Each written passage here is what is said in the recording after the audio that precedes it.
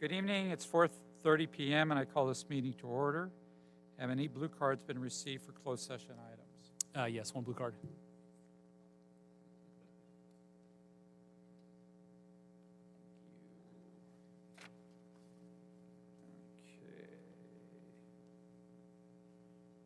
Okay.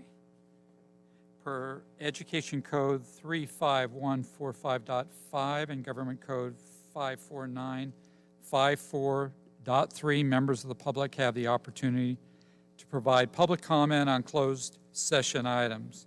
Now is the time for public comment on closed session items. We invite you to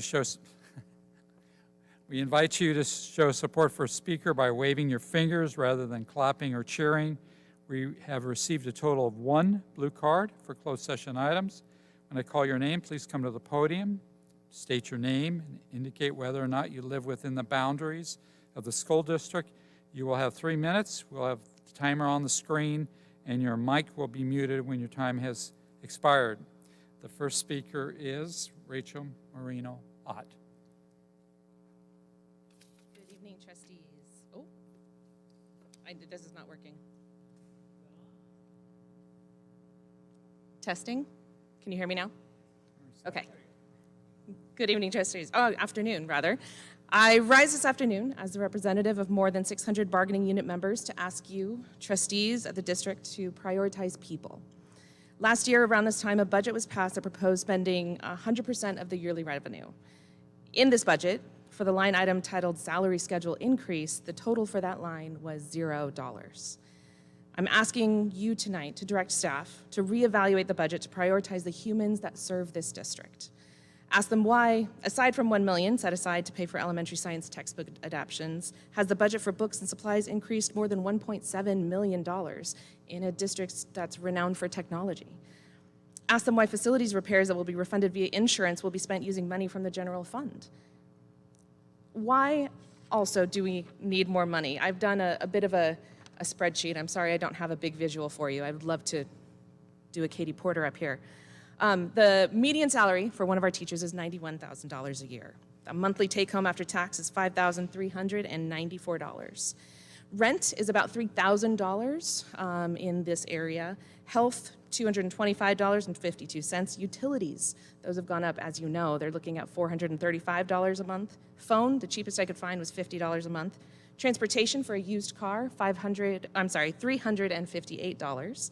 Food is very expensive right now. We're looking at about $500 a month or so. And student loans. So to pay it off in about 10 years for the medium of $55,000 borrowed is $600 per month. That leaves our median paid teacher with $211.48. Numbers aren't my thing. I'm an English teacher. That is not enough for our teachers to survive. That is one paycheck away from being homeless. That is one bout of COVID away from not being able to afford to pay all of their bills. We are the beating heart and soul of this district. Without us, there is no Carlsbad Unified. There are beautiful buildings and wonderful textbooks, but no teachers and no students. I'm asking you today to prioritize people, prioritize educators. Thank you.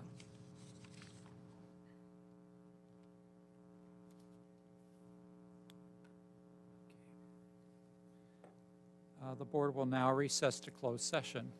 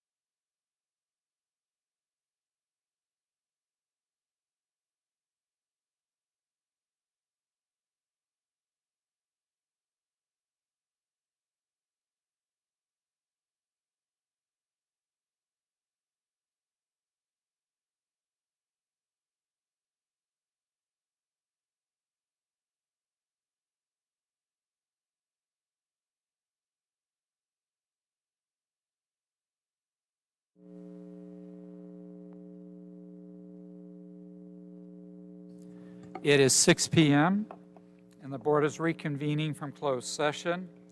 In closed session, the board rejected participation in a legal action by a 3-2 majority vote. Members voted as follows: Williamson, yes; Ward, no; Verbeff, yes; Rawlings, yes; Pearson, no. In closed session, the board voted unanimously to approve Andrew Gergerich as principal of Hope Elementary School effective July 1st, 2023. The board also voted unanimously to approve Aime Nava as assistant principal of Carlsbad High School effective July 1st, 2023. Welcome, members of the public, board members, and staff. Thank you for attending. As noted in Board Bylaw 9324, this meeting is being video recorded and broadcast via link on our website. The recording and broadcast may capture images and sounds of those attending the meeting. I'd like to remind audience members and speakers that it's not unusual for students and young children to be in attendance at our meetings or to watch the recorded broadcast. I invite you to model civility and decorum as we go about the business of the board this evening. While I cannot prohibit anyone from using unprofessional language, please think about the students and adults who are watching our proceedings. We'll begin tonight's meeting with Student Board Representative Channing Headley, leading us in the Pledge of Allegiance, followed by Trustee Rawlings, leading us in a moment of meditation, Trustee Verbeff reading from the District Vision, and Ms. Garcia will take roll.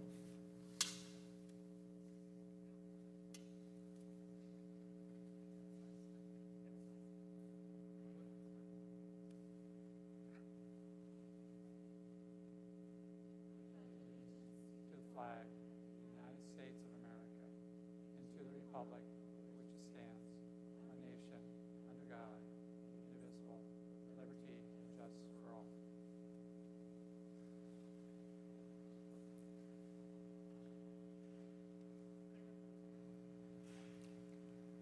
It's Point of information. I believe I'm doing the motion, the moment, yes. In our governance handbook, we have in Section A, a section entitled Unity of Purpose. And I think it's just as a good thing for us to reflect for just a minute about, for our moment today, to reflect about on that a little bit.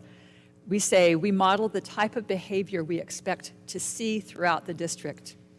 Be prepared, be courteous, be good citizens, take personal responsibility, be informed, and be trustworthy. We establish clear, meaningful goals and maintain focus against those goals. While we remain open to input, we only change if the input causes a major shift. We base our decisions on a thorough evaluation of available facts, not on emotion, personal bias, or public pressure. We resolve areas of disagreement through dialogue, not argument. We speak with one voice once decisions are made. We collectively support them and move to implementation, and we communicate clearly. Thank you. Who's reading from the District Vision?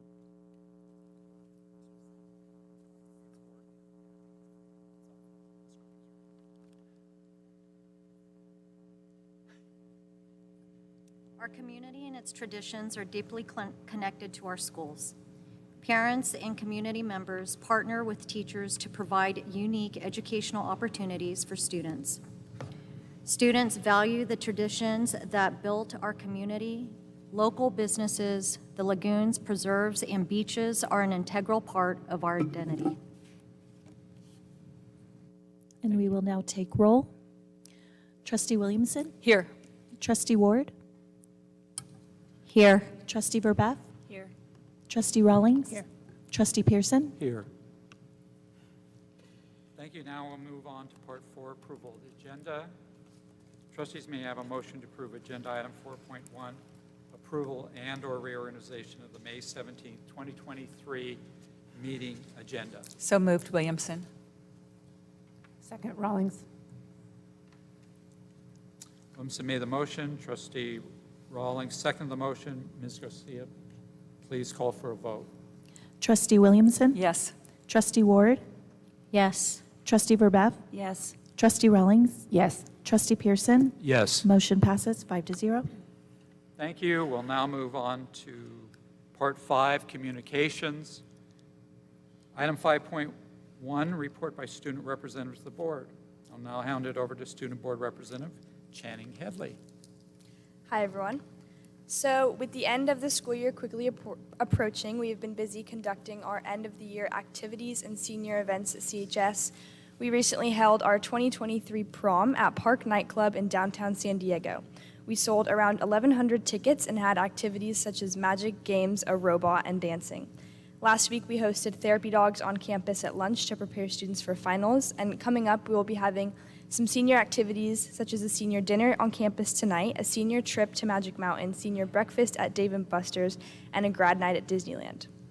Our theater department just finished their spring play of Monty Python's Spamalot, and our choir department is preparing for their pop show, which will take place from May 19th to the 20th.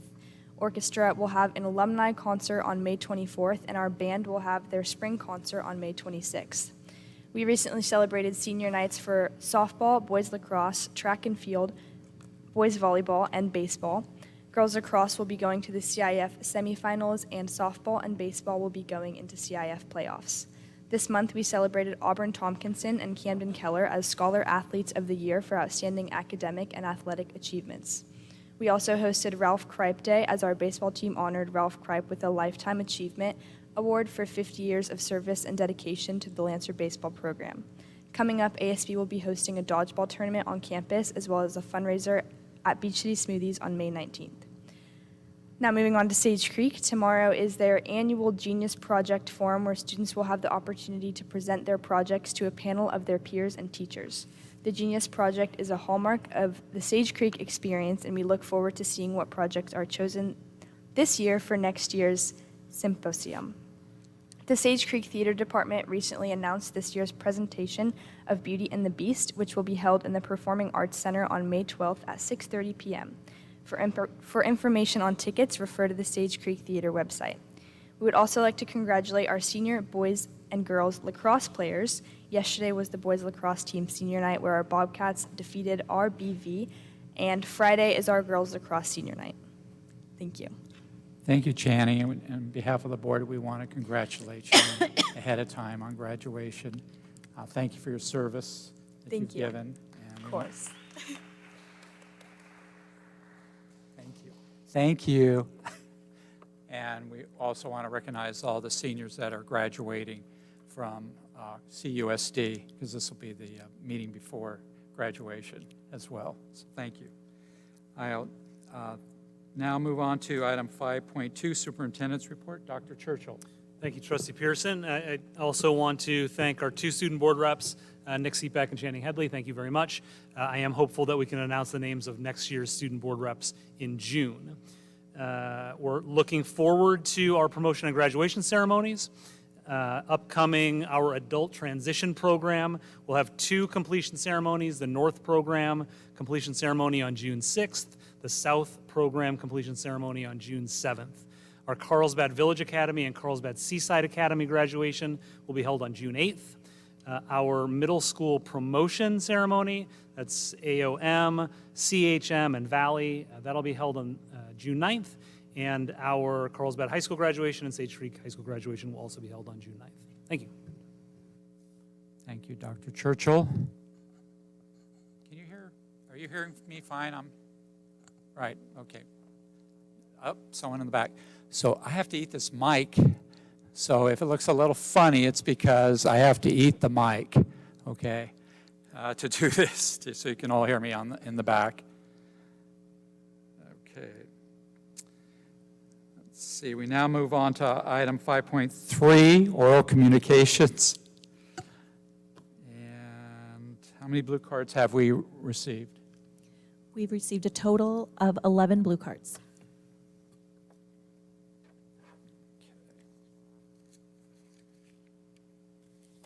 And these blue cards are for items, for non-agenda items, correct? Okay. This time, the members of the public have the opportunity to address the board on any non-agendaized item that is within the subject matter jurisdiction of the board. Ordinarily, board members will not respond to presentations and no action may be taken. However, the board may give direction to staff following a presentation. Please keep in mind, though, that school board meetings are business meetings that are conducted in public, not town hall meetings where there is ongoing discussion between board members and the public. As a school board, we have a responsibility to ensure that the agendized business of the district is completed during the meeting. We invite you to show support for a speaker by waving your fingers rather than clapping or cheering. In order to allow speakers to present their comments and ensure we are able to properly attend to the business of the board, per Board Bylaw 9323, public comments will be limited to 20 minutes. That means each speaker will have, we have 11 speakers, 1 minute and 45 seconds. When I call your name, please come to the podium, state your name, and indicate whether or not you live within the boundaries of the school district. We'll have the timer on the screen, and your mic will be muted when your time is expired. The first speaker is Shauna Hurt.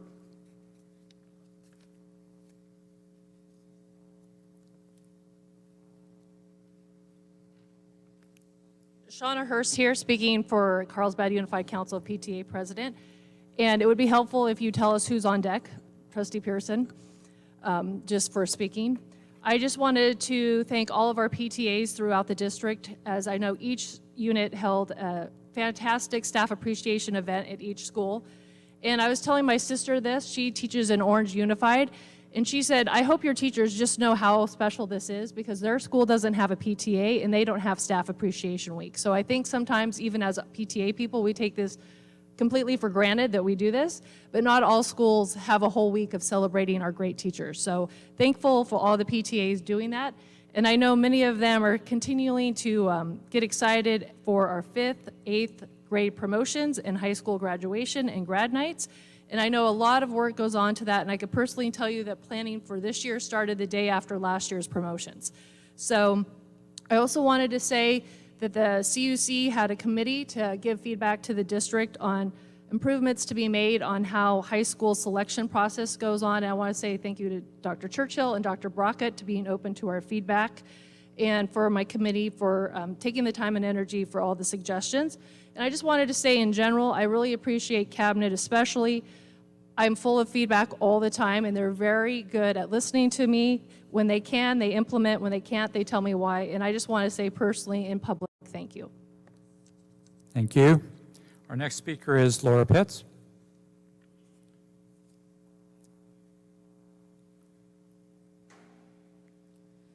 Good evening. Good evening. I'm Laura Pitts, the CEO at Carlsbad Ed Foundation, and I do have a first grader at Calavera Elementary School. First update I wanted to share with you is that CEF's Board of Directors will be reviewing the 2023-24 grant request next week. I am anticipating us giving a record number of dollars for grants this year, and our new process where we included 2 members of cabinet for the grant committee along with our board worked really well. There was open dialogue about how grants should be, how they should look. We reimagined a few grants, and I think it will result in some great things for our students. I'm looking forward to sharing with you results once they are finalized. Secondly, I have an update to our senior scholarships that I have shared in previous meetings. Since our last meeting, we had an additional funder come in for another $10,000 grant. Sorry, a $10,000 scholarship.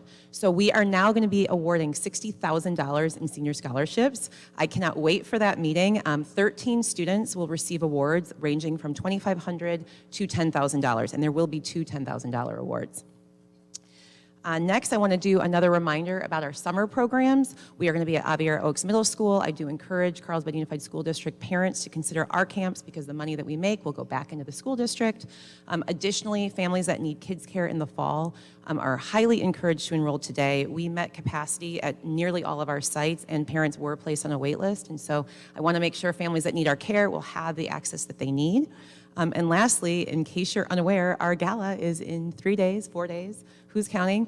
Can't wait to see many of you there, and I'll report next month on how we did financially for our students. Thank you. Thank you, Laura, and thank you, CEF. Our next speaker is Kaylee Teague.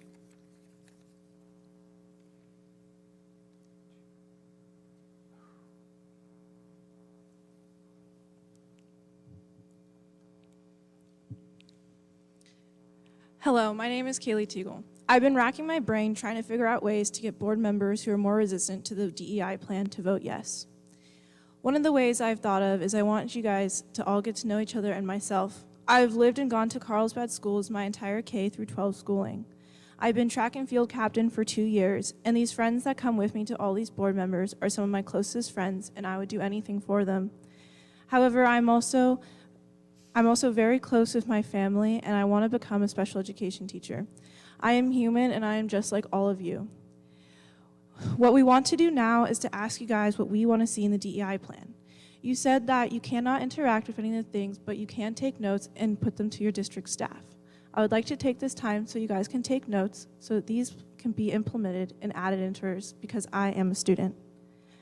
I want to see classes like Spanish for Spanish-speaking students, AP African American History, and mandatory professional development training. The professional development training should be multiple times a year and on topics like implicit biases, microaggressions, and special education. The ethnic studies classes should be 2 trimesters so we can fit as much as possible into the curriculum. 2 police officers should be on every campus, and a safe space poster in every classroom on campus as well. Pins that have pronouns in case their teachers or staff members would like to use it on their lanyard. More options for students with allergies for our school lunches. Gender-neutral bathrooms on all campuses, and also more gender-neutral uniforms for our trans athletes. Google Forms sent out to our classes asking students for their respective pronouns so throughout the semester our teachers can use them in the class. For teachers not to out their students to their parents. It puts them in an unsafe.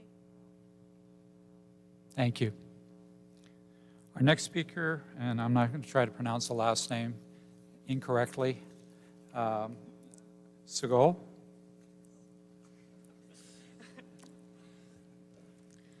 My name is Sogol Talachi, and I'm a senior at Sage Creek High School. I would like to talk to you today about an important topic that has been the subject of much debate and discussion, DEI. DEI is important because it fosters a sense of belonging and acceptance among our students. When our students are called derogatory names, their confidence and self-worth are shattered. It is your responsibility as a board of trustees to ensure that every student feels safe and respected within our educational community. Our students deserve the opportunity to learn from one another's experience and grow into compassionate and open-minded people.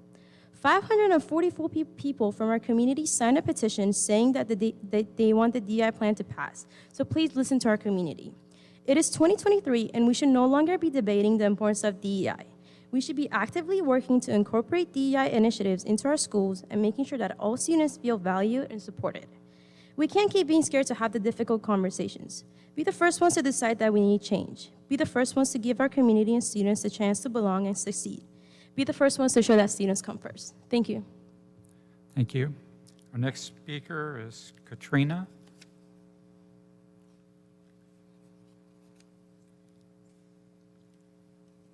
Hello, Katrina Weidlich. I am here speaking as a teacher, resident, and parent of 2 students in the district.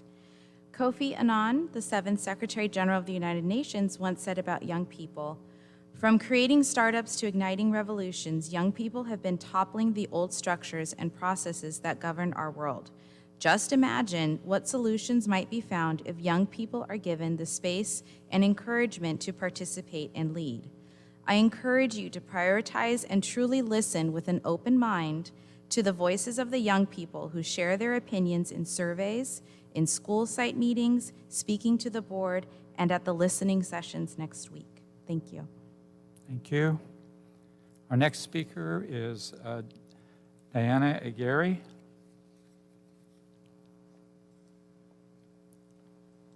Good evening. My name is Diana Aguirre, and I'm a Carlsbad resident.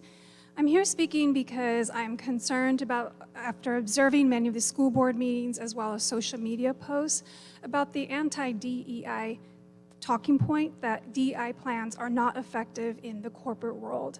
I'm here to testify that they are effective.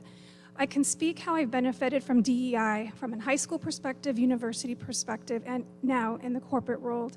We didn't call it DEI. For example, the reason I went to the University of Arizona was because of a program that targeted to recruit first-generation Mexican Americans to attend college. And because of that program, I participated in a summer program which helped me succeed, graduate in the 4-year. As well, I participated in a summer internship program through University of Michigan to provide BIPOC students the opportunity to enter the health administration field. In addition, I have over 25 years of corporate America experience. I've worked for Accenture, which is one of the top consulting firms. I've worked for large hospital providers, as well as healthcare insurance industry. In all these organizations, we have a form of DEI, where I've been provided the opportunity to attend a McKinsey Leadership Institute, establish networking, which has been beneficial to my career. Why is this important? Because as a school board, we want to prepare our students for real life, right? Well, DEI is real life. So please support the DEI plan. Thank you. Thank you. Our next speaker is Drew Guckenberger. Did I get it right? Okay. All right, thank you. I'm Drew Guckenberger. I'm a father of 4 students in the Carlsbad Unified School District. I'm here tonight to address concerns that we have about the level of STEM offerings at Carlsbad High School. As I highlighted to you in an email last August, AP Physics was canceled 1 week before school started last year, and AP Chemistry was not offered at all, as it hasn't been for several years. These are courses that are listed on the official curriculum of the high school and are standard at many high schools around the country. They're also table stakes for getting into many good universities around the country. I assume you know this situation is quite different at Sage versus Carlsbad High School. If you want to know the situation this year, going into next year, the students got together and 29 students signed a petition to say that they would take AP Physics if it was offered and provided it to the administration in February. It was not offered. 22 students signed up to take AP Chemistry, and it was not offered. AP Computer Science was also offered, then retracted, then offered again after parent feedback. This is now under duress after parent follow-up. There is a push to potentially add AP Chemistry, but with no commitments from the school. This is obviously a serious concern. There's not a lack of student interest, but appears to be a lack of administrator interest. I think this needs to be addressed. We need to have aligned standards with what we're providing for our students at Carlsbad High and Sage Creek, aligned with other schools around the country. This is about what we provide as an education for our students. Thank you. Thank you. Our next speaker is Alicia Sutton.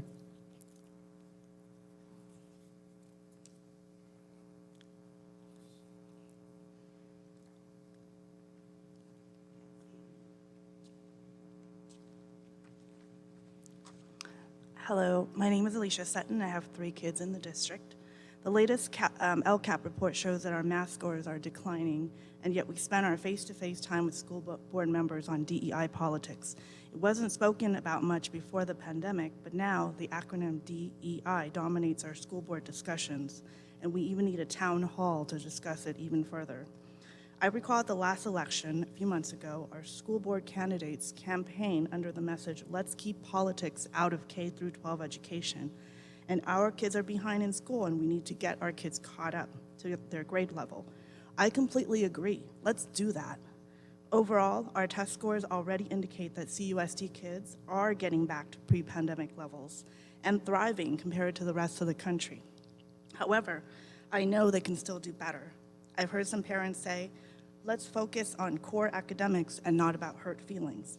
Let me ask you this, when your kids are sad, frustrated, or angry, do they perform well when they play sports or do their homework? That's when you see them so you can speak firsthand about their state of mind. My kids will do poorly in those situations until we calm them down and get them to their happy state again. At school, we spend where the kids spend over 6 hours of their day, the staff are responsible for their health and well-being. The framework that they operate under to ensure that our students are happy, focused, and ready to learn is our district's DEIB plan. Carlsbad Unified has always had a school culture built around kindness and respect for others. When students are kind to each other and respect their educators, it creates a learning environment that students will thrive in. Sorry, I can't finish it, so. Thank you. Our next speaker is Elia Dixon.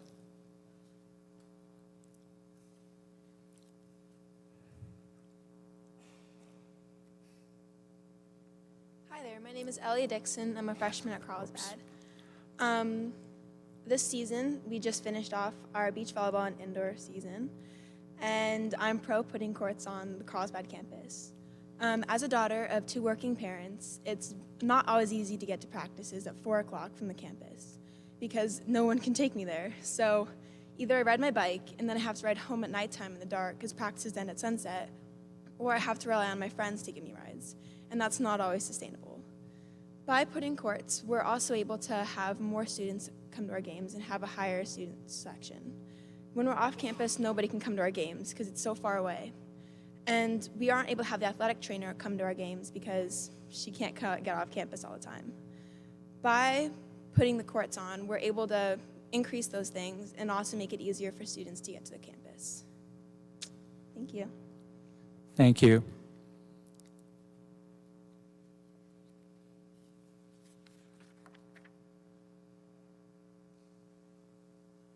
Okay, hopefully I get this name right.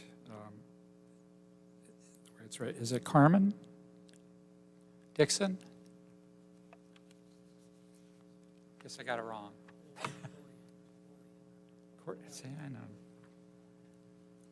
Hey, good evening, Superintendent Churchill and trustees. My name is Laurian Dixon. Thank you.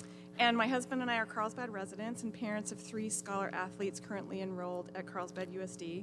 Our oldest daughter, Adina, is a junior at Carlsbad High School, and she has played 3 years on the volleyball team. And our middle daughter, Elia, who you just met, is a freshman at CHS and has been a member of both the indoor and the beach volleyball teams. I'm speaking before you today in support of the installation of beach volleyball courts on the CHS campus. Girls beach volleyball has just wrapped its 2nd year as a CIF sport. Our teams had an overwhelming number of students trying out, 65 kids for 2 teams, JV and varsity.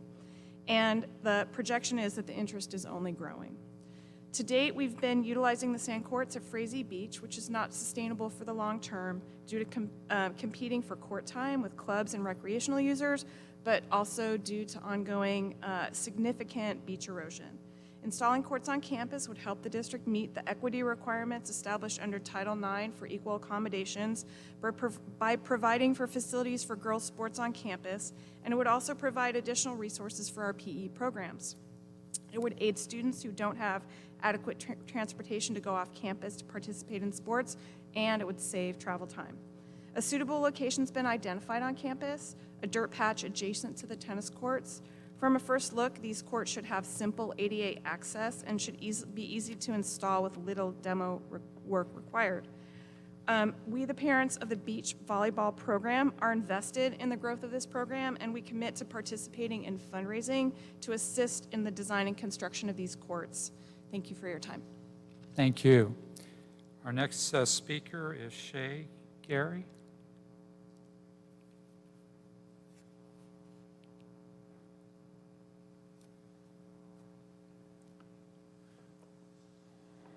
Good evening. I'm Shay Geary, and I'm here as a resident and parent of 2 CUSD students.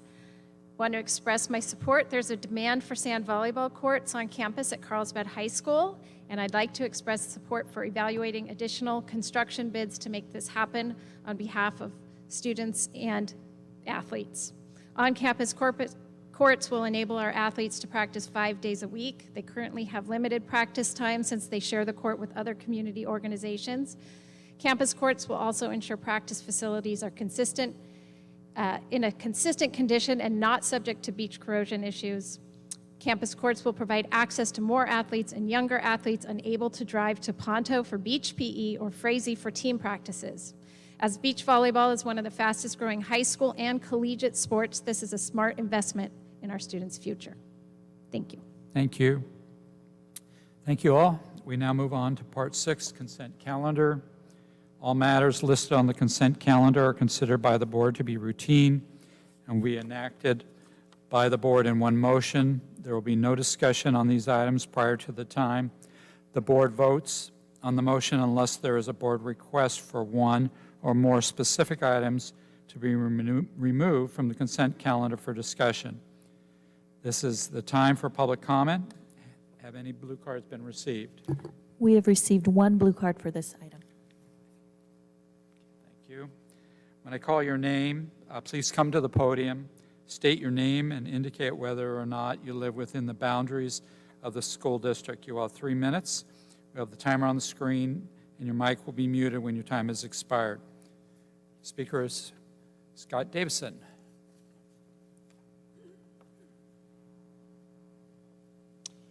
My name is Scott Davison. I live in the district. I'd like to provide a word of caution against approving the legal contract tonight with the France Law Group to join the lawsuit against social media companies for causing the mental health crisis in our youth.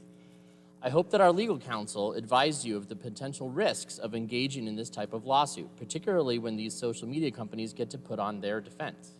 The first thing they're going to ask is, what else could have contributed to the mental health crisis in our youth?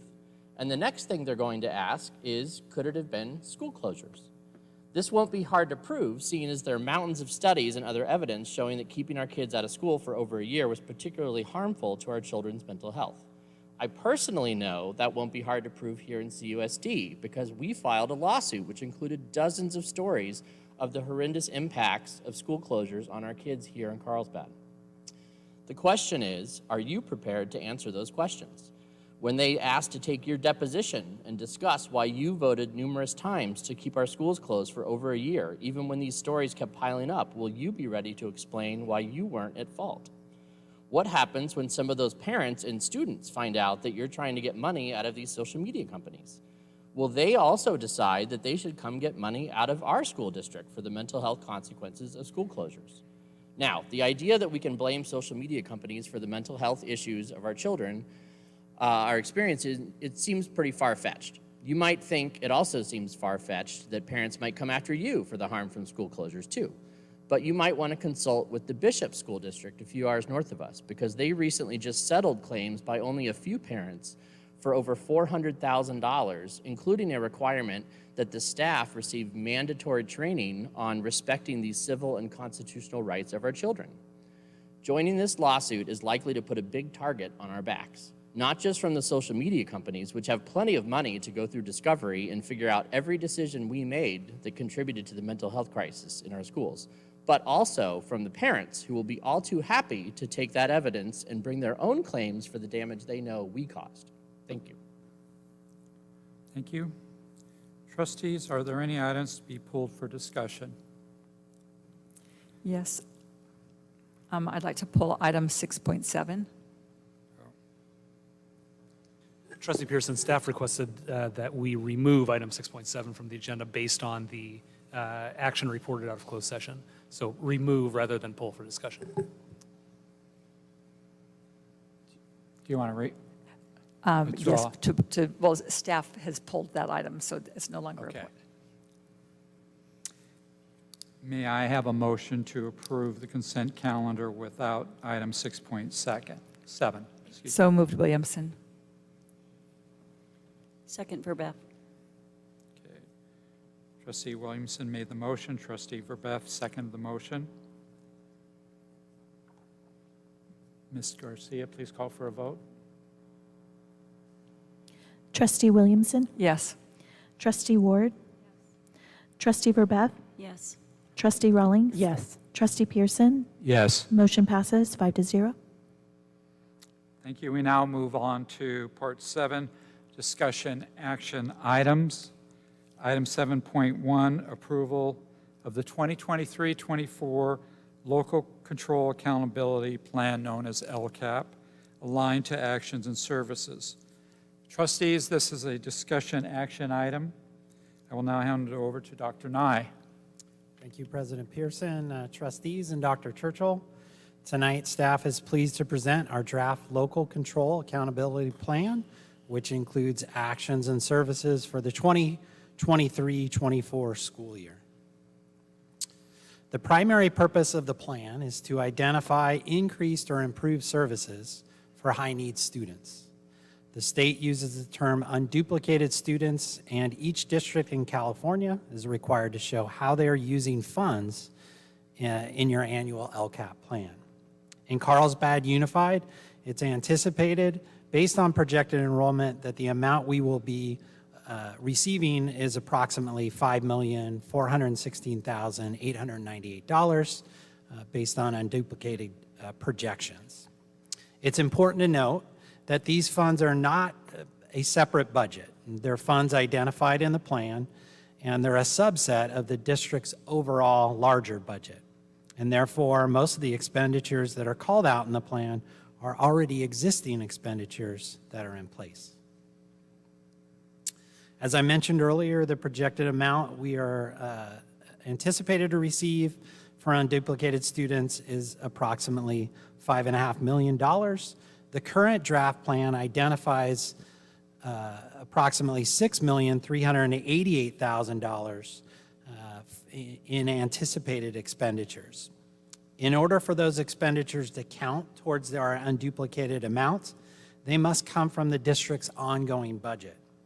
Although we cannot count expenditures from one-time sources, we have captured that in the plan if they primarily support increased or improved services for unduplicated students. Some of those one-time grants you see here, they include the Learning Recovery Emergency Block Grant, the A to G Completion Improvement Grant, the Educator Effectiveness Grant, and the Art, Music, Instructional Materials Grant. The purpose of Exhibit B is to distill down our 80-page document that includes the LCAP into one page of actions and expenditures. I do not plan on spending a lot of time on either Exhibits A or B, but we're happy to answer questions about those exhibits after staff's presentation. We will post all three exhibits and have set up an email account to collect further feedback from the public and bring information back to the board during the June 21st board public hearing. The overall plan aligns with our three overall goals and success indicators.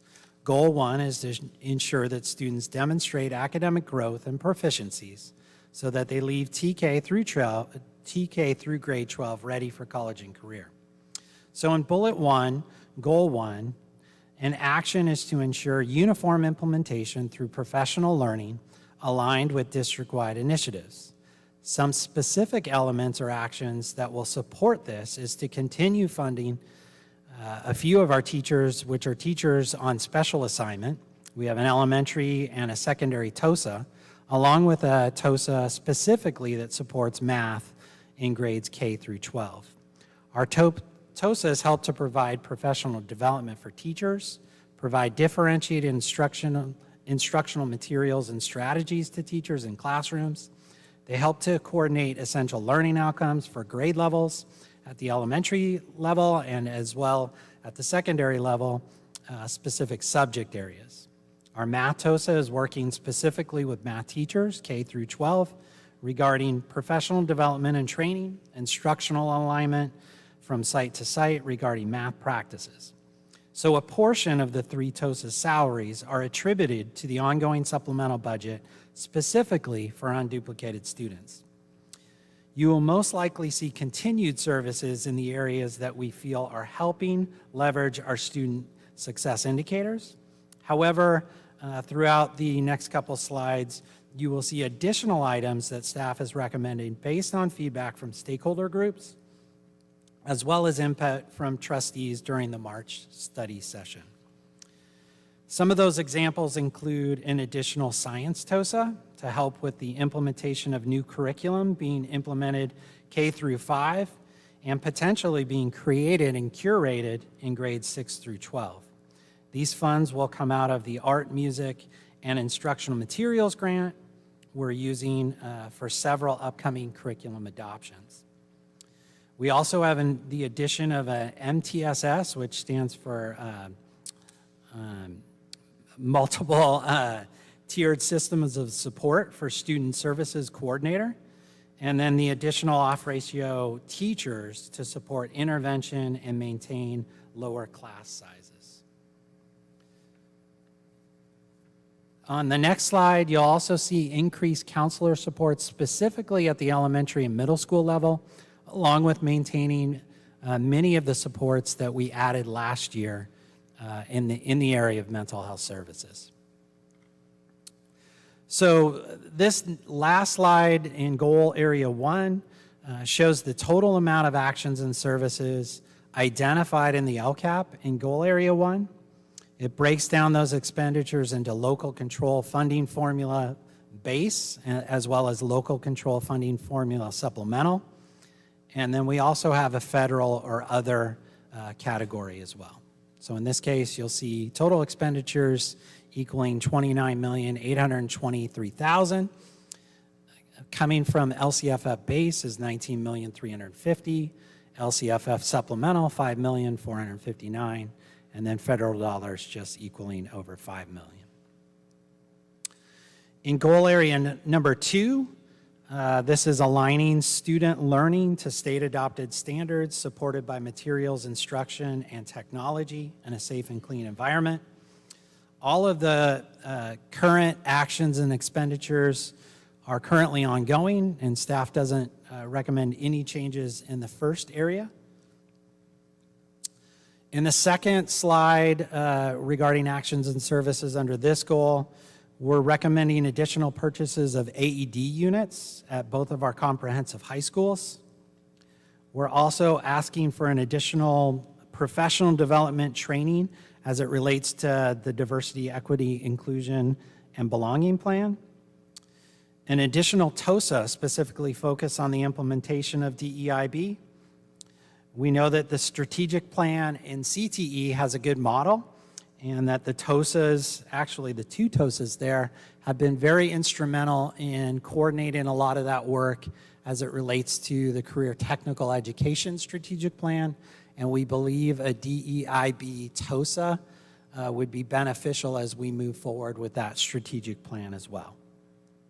The money for the DEIB TOSA would come out of one-time grant funds, and we've also in this category set aside training regarding gun violence prevention using the Sandy Hook Promise next year. So in this area in goal number 2, I'm not going to go over the numbers here, but we've broken it down to total expenditures, again, LCFF base, supplemental, and federal dollars. The next slide is the beginning of goal number 3, engaging parents, staff, and the community to promote unique educational opportunities for students. Again, most of these items are a continuation of items that we've captured in previous years. I would add in the first area that we're continually looking for ways to allow for career exploration at the TK through 5 grade levels, as well as in grades 6 through 12, looking for additional career internships and work-based learning opportunities, with the intent to connect students to those enrichment opportunities. The CTE strategic plan continues to be our guide in this area. In regards to this last slide, under the goals, under goal number 3, the new item here is around the seal of civic engagement. We're hopeful to be able to offer this to students who meet the criteria and include this on our diplomas, potentially for next year's graduating seniors. And this is very similar to the seal of biliteracy that we award some students for being biliterate in multiple languages. So you'll see expenditures in this area. And then the last slide lists some of the additional board requests that came out of the March study session, along with what we heard specifically from stakeholder groups. And this shows the increased services that we're allotting to many of those requests. So you'll see here an additional $3,546,000, or $546,918 to continue with additional mental health services. So that's not just for next year, that's a combination of mental health services that we added last year as well as this year. So it's a continuation of some of the mental health services that we brought on after COVID, and then a continuation of, or an addition to some of those mental health services moving forward, to give you an example. There's an additional $885,000 or capturing for classified support, specifically to look at completion for work order, response time, and cleaning standards. There's some additional money for programs regarding the gun violence prevention program, and then additional dollars in place for class size reduction, additional sections to lower class sizes or maintain lower class sizes, and intervention teachers to provide additional support to the tune of about $4 million there. So with that, staff recommends that the board approve the 2023-24 draft LCAP, which is Exhibit A in this item. A copy, as I mentioned before, of the draft LCAP will be posted to our website by this Friday in order to collect further feedback. We'll collect that feedback, we'll bring that to the June study session, along with any additional comments that we get from the board. So with that, I'm happy to answer any questions, and I know we have public comment prior to that. First, we have public. Thank you, Dr. Nye. This is time for public comment. Have any blue cards been received? We have received a total of 3 blue cards for this item.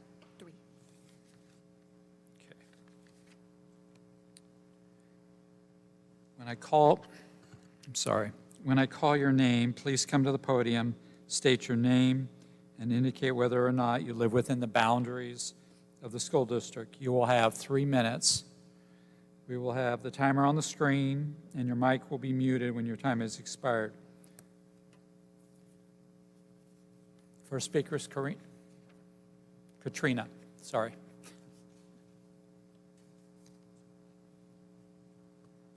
Hello, Katrina Weidlich. I am here speaking as a teacher, resident, and parent of 2 students in the district. Recently, many students in the district took their AP exams after months and months of preparation, studying, and practice tests. After reviewing the released exams for this year, I was happy to see diverse voices on the tests. AP Literature featured excerpts from a Black author, Nisi Shawl, and Brenda Peinado, a Dominican-American writer. AP Language and Composition featured former First Lady Michelle Obama, Maxine Hong Kingston, a Chinese-American feminist writer, Rita Dove, a renowned Black poet, and Carlos Cuberlo, son of Cuban immigrants and a former member of the House of Representatives. The U.S. History AP test featured Sojourner Truth, W.E.B. Du Bois, Frederick Douglass, Josephine L. Baker, a female factory worker, and Joseph Wilson, a Southern Black man who wrote books to convince whites that the African American community in his adopted city did indeed have a class structure, and offered advice to his own Black readers. It also asked students to examine how citizenship changed by examining the experiences and words of Black men and women, Indigenous people, Chinese immigrants, and Puerto Ricans, as well as to address the growth of civil rights activism. I say this to help you understand the importance of DEIB. With the DEIB plan, we can prepare students to discuss race and the experience of marginalized groups in a respectful and inclusive manner in content areas, as well as equip educators with the skills needed to ensure classes, such as AP classes, are equitable, support the individual needs of students, and that it is relevant to each student's unique experience. Please vote in favor of the draft LCAP plan and the DEIB activities and strategies included. Thank you. Thank you. Our next speaker is Shauna.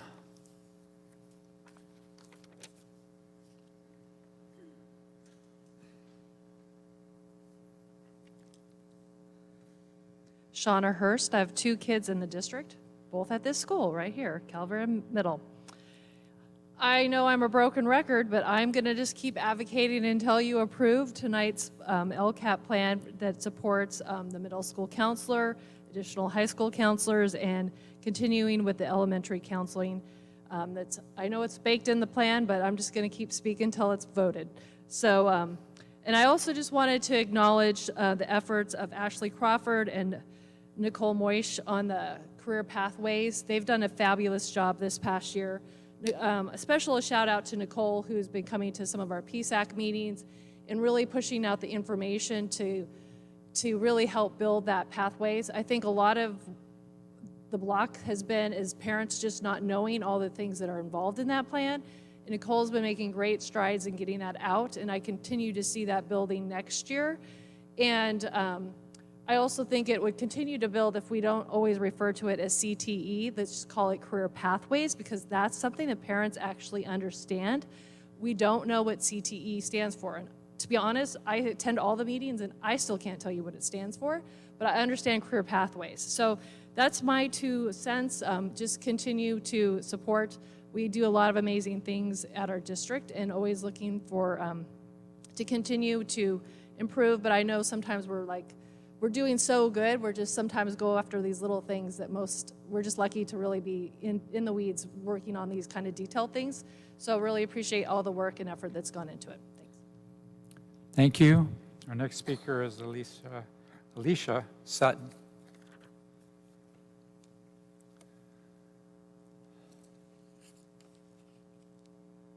Hello again. I'm Alicia Sutton. I have 3 kids in the district. I'm looking forward to the UCSD, sorry, I know my voice is going in and out, listening and learning session. I was asking Michelle, Trustee Michelle earlier, if we have a schedule of who's going to be where, because there's 3 sites, Kelly, Poinsettia, and Buena Vista. So it would be good to know which trustees or staff will be at each location. You're going to have to be prepared to answer some tough questions. I'm hoping they come out because, we hear DEI, high level, all these things, but people aren't asking the questions that's bugging them, in my opinion. And then the district has to be transparent with the details, then the parents and the community members can rely, if they're not, then they will rely on national media or social media as a source of information. And as we know, Carlsbad is not like many other places in the country. Some questions that I hope people will ask. I know I have questions. Under the DEI framework, what is the procedure for handling a student who has a question about gender identity? What do you do in elementary level, middle school, and high school? And that, I think, would clear up a lot of misconceptions for people who are just listening on how it's handled in Florida or Texas, elsewhere in the country. 2, second one, if a parent wants certain books, lesson plans, or video content banned, what is the district's policy for handling this? I hope it never happens. I believe in people having the right to read and teach whatever they'd like to, but we need to know if a parent does bring up something that's happened in Florida where a teacher is being reprimanded for showing a movie with a prominent gay character. So what is the process for this district on handling this? And then lastly, what is the district's plan for handling transgender athletes? Even if we don't have students who fit into this category now, we should know what the plan is to ease the minds of parents who are concerned about this issue. Because I'm right there in the middle. I have friends on both sides. And the ones that are against DEI have concerns about their daughters competing in high school sports. And so that is something you would want to address when we get to that meeting next week. Thank you. Thank you. Staff, do you have anything to add? No, not at this time. Okay. Trustees, do you have any questions?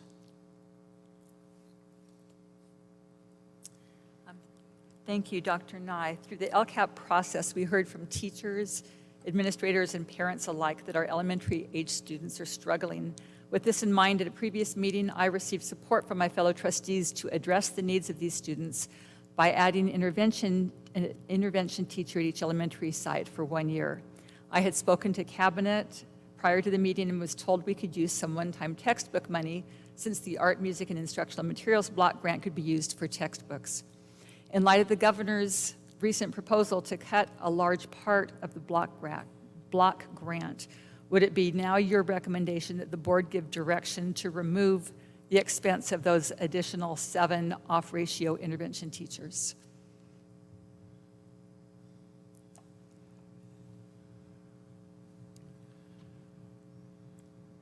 Well, in answer to the question, the governor did propose on Friday in his May revision to further cut grants that we received this year.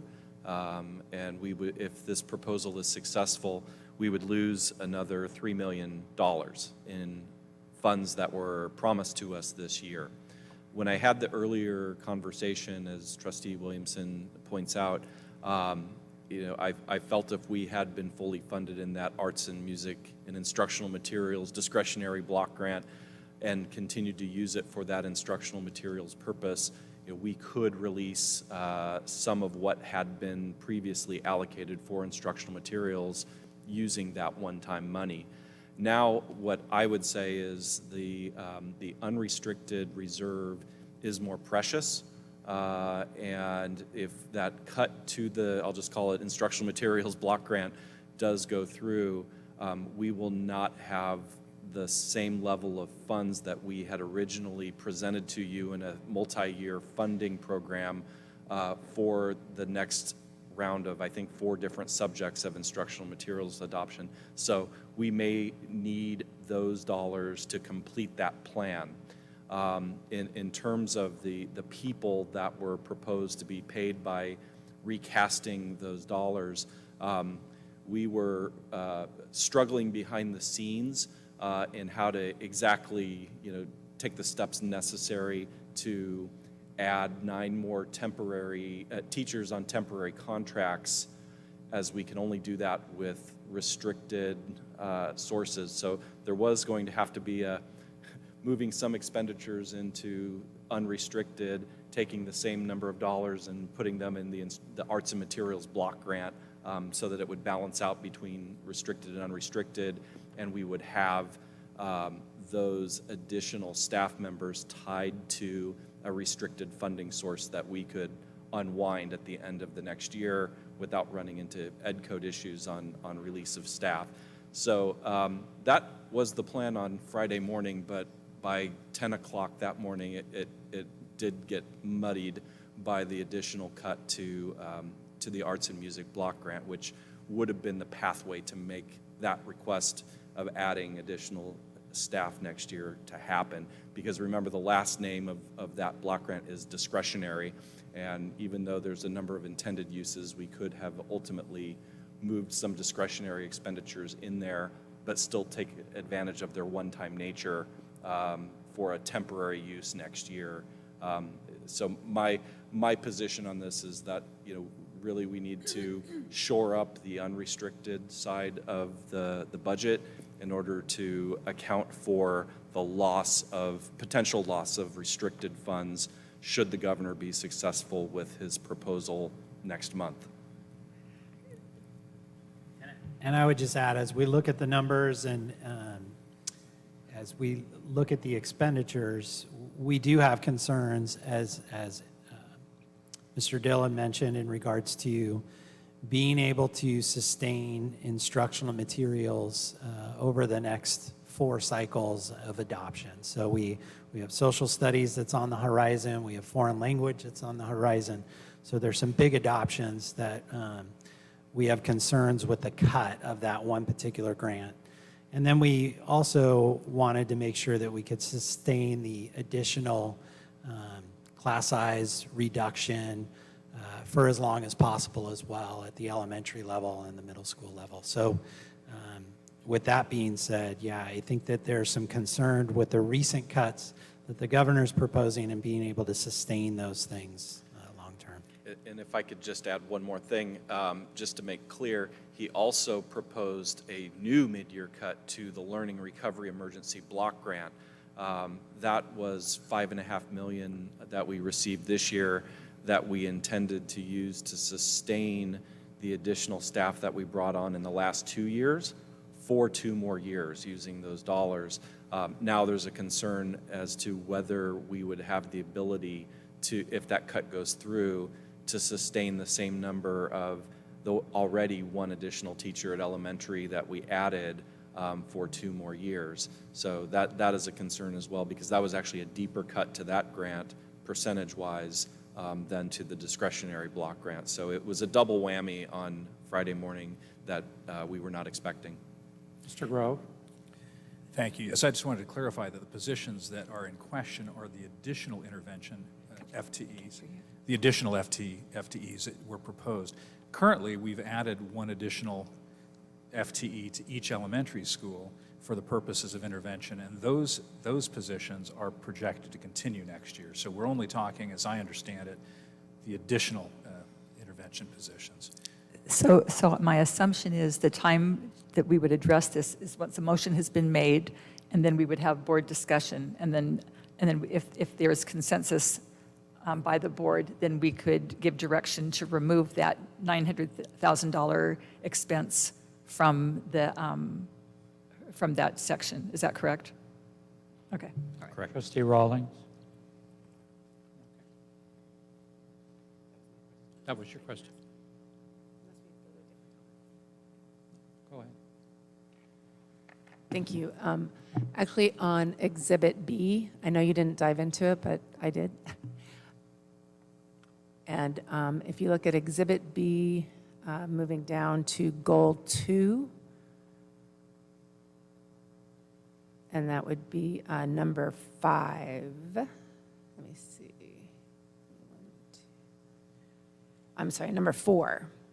Is there a reason why you didn't include the emphasis on bathrooms in that in this section of Exhibit B? No, and we certainly could add that into the action itself. I would say that's part of our overall cleaning standards would include bathrooms. The reason I'm asking is because the success indicator that was approved had an emphasis on bathrooms, and I just want to make sure that the dollars are connected specific for that emphasis. Trustees, other questions? No, I'm going to see him. Come back. I do have a question. One of our speakers brought up about our CTE, just going by career paths. Is there a requirement by the state that we have to go by CTE? No, we have to have certain reporting features, though, that require us to report students that are in classes that are taught by a teacher that holds a CTE credential, so a career technical education credential. But there's no requirement on what we call it. You know, it's a career, what we call our strategic plan is a career pathway strategic plan. So we do interchange that. I do that sometimes as well. I'd be the first to admit that, but the career pathways is a little bit more broader definition, and I think it's the intent of the board to more capture what we're trying to do there with career pathways. Thank you, Dr. Nye. Trustee Rawlings? Thank you. And under the, again, under Exhibit B, Goal 3, Section 1, is there a reason why we didn't add in here the connection to students under the CTE plan? There's no particular reason. We certainly, again, could add something in that talks about not only expanding the types of work-based learning opportunities, but to connect those opportunities to students as well. So we'd be happy to do that. Dr. Churchill, just for process clarification, if there's any changes to language, do we do this by motion, or do we do this by thumbs? What's the process? I think in these cases, Dr. Nye understands the request and doesn't have any problem with it. Ultimately, he has to revise the final LCAP document to reflect these. So I think, unless Dr. Nye, unless you'd like consensus via thumbs, I think we're good.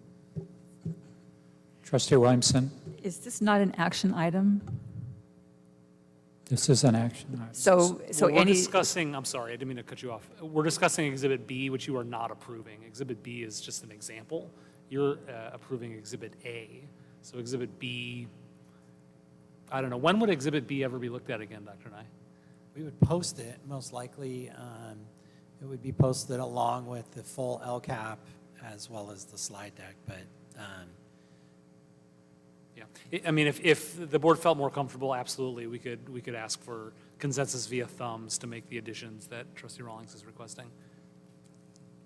Trustee Williamson? I just think that follows our procedure that, Just to be clear, I just asked questions. I haven't made a request yet. exactly, that's why I Thank you. was thinking that we're kind of going ahead of. Yes, I yeah. haven't made any requests at this time. Thank you. Other questions, trustees?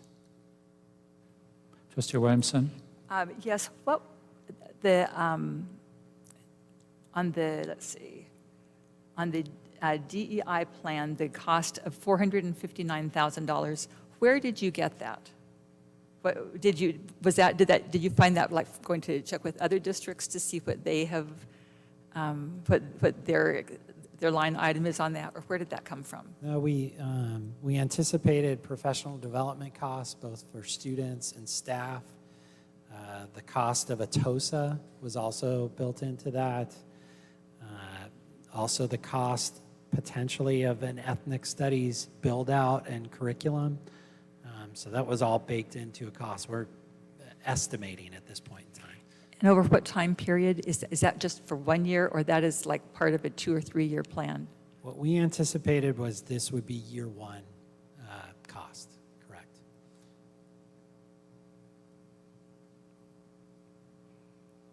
Other questions?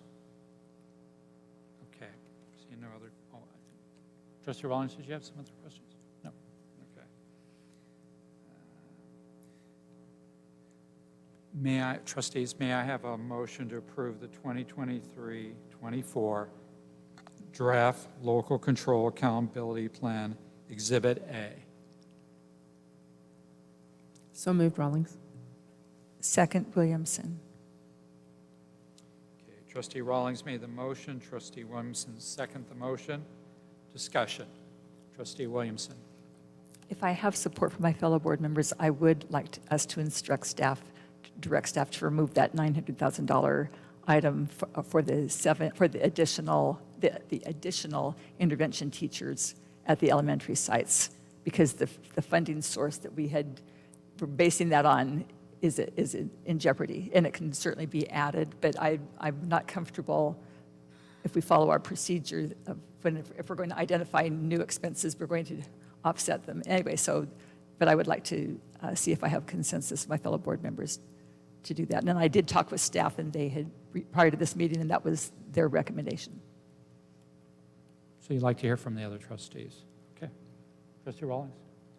I'm still comfortable with the expense. I do believe that our reserves reflect much more than is required by the state, and I do believe that our students do need this intervention, and we are talking as we agreed on one time, so I'm comfortable with the expense. So I would be voting no on that motion. I'm sorry, if you're requesting consensus, I would be voting no on that. Comments?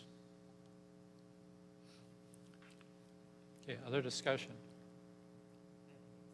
Trustee Rawlings. Thank you. Did you want to seek consensus first?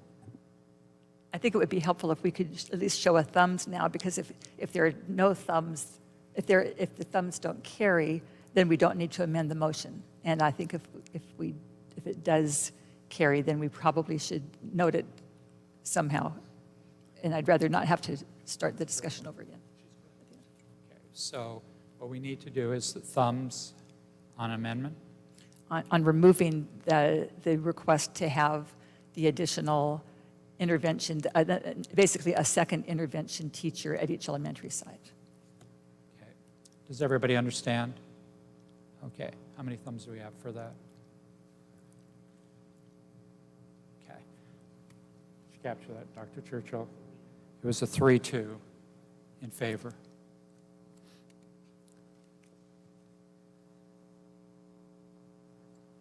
Trustee Rawlings.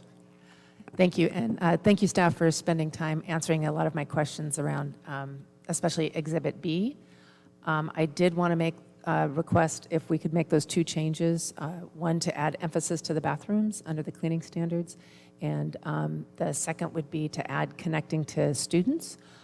We as a board made that decision with the success indicators, and I do believe it's really important to connect dollars and resources. When we say we want to have a success indicator, I do believe that we need to connect dollars and resources, and I do believe Exhibit B does that. So I would like to add those two pieces to that document, if I have consensus. Do you want to, what action you want to take on that? Trustee Rawlings? I would like consensus of the board to add emphasis on bathrooms to Goal 2, Section 4, and then add connection to students on Exhibit B, Goal 3, Section 1. Okay, does everybody understand what? Would you, when you say connect to students, could you give maybe an example of what it is that you're trying, I'm not sure what it is that you're trying to direct staff to do. Okay, we have a listing, and it's similar to what the speaker spoke about. We have a list of items that we're looking at: BizTown, coastal routes, outlining within the graduate profile, career pathways. But we had the discussion when we adopted the LCAP that we need to make sure that we're connecting those items to students or connecting students to what we have offered. So let's say a student has a job, but they don't know that we have a work experience class. So connecting those two items, where a student has a job, they are at least aware of our work experience class, as an example. Is there any way that you could wordsmith, and just so that I'm still not sure what it is that you're trying to ask staff to do? I'm supporting you in principle. I'm just trying to figure out what you mean, what you're We going to say. actually added that language into the LCAP, and so all I'm asking for is that language that we added on the success indicator to be added into Exhibit B, the exact language. So in the first row on Goal 3? The first column? Yes, the first row under Goal 3. In the first column? Or in the Yes, under first notes? column. Yes, Okay. first column. Yes. Dr. Nye? Staff's, I think we understand the request, and we think we can We're gonna add do- directly the language. Sure. We're going to do, you're asking for, okay. First of all, does everybody understand Trustee Rawlings' request? Trustee Rawlings, you had a question from Trustee Ward. On in. You want to speak a little louder, Trustee No, Ward? it's actually in the first column under Goal 3. Yeah. But what language are you asking to put in there? And we don't have a copy of the revised LCAP that we approved at our last meeting, but at that last meeting, under the success indicators, we adopted new language. One said emphasize on bathrooms, and the second one emphasized students in that section. All I'm asking for is the column 1, connect that. Dr. Churchill's going to cast it so you can actually you. see the language. Yeah, I'll share here the goals and success indicators that were approved. Here's the document. I'm going to have to scroll up and then zoom in to show you where we are at. So I believe the success indicator in question is this one, career pathways and work-based learning. The updated and approved success indicator reads, establish a baseline of the number of students participating in current work-based learning experiences by completing the CUSD Career Exploration Continuum. A participation growth metric will be developed in future years.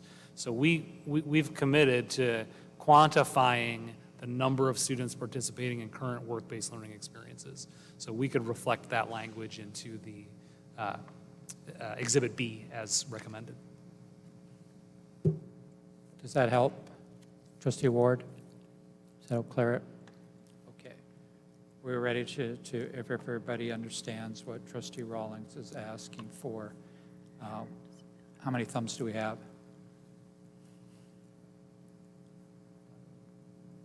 Okay. Further discussion? Okay. Ms. Garcia, please call for a vote. Do we, Ms. Rawlings, did you make the motion? Who made the motion to? Trustee Rawlings made Are the you willing motion. to amend the motion, or shall we vote it down and then make a new motion? We'll need to vote it down, thank you. Okay, okay. Okay.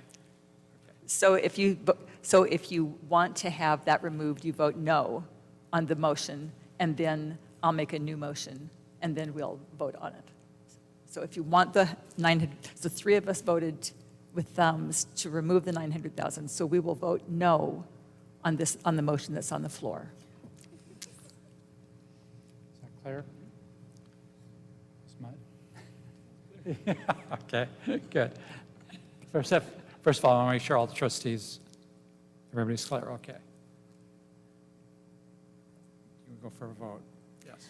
Student Representative Headley? No. Trustee Williamson? No. Trustee Ward?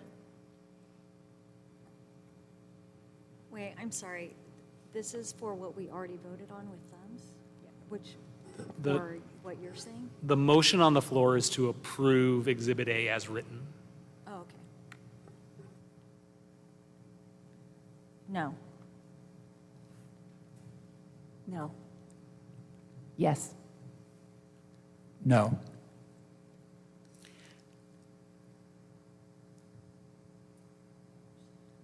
Sorry, motion fails 4-1. I move that we. 1-4. That we approve Exhibit A with the exception that we remove $900,000 from the block grant that was going to be used to fund the extra intervention elementary teachers. No, but no, I don't. Could I make a recommendation that you remove the additional 9 intervention teachers? That's just what I said. I move that we accept, that we approve Exhibit A with the exception of removing the 9 intervention elementary teachers that were added. Okay, wait, so you're making a motion? Yeah, the first motion failed, so this one, we're now going to approve the plan. We need a second before we can go to discussion, Trustee Ward, Okay, sorry. for discussion purposes. Otherwise, the motion fails. You can second it. I'll make a second for purposes of discussion. Okay, now we're open for discussion. Okay. Trustee Rawlings? I will not be voting in favor. Again, I do believe we can afford these intervention teachers. Our students need these intervention teachers. I think we do have a commitment, and with $7 million in a LCFF stabilization fund, I am confident that we could afford it. So I'm going to be voting no.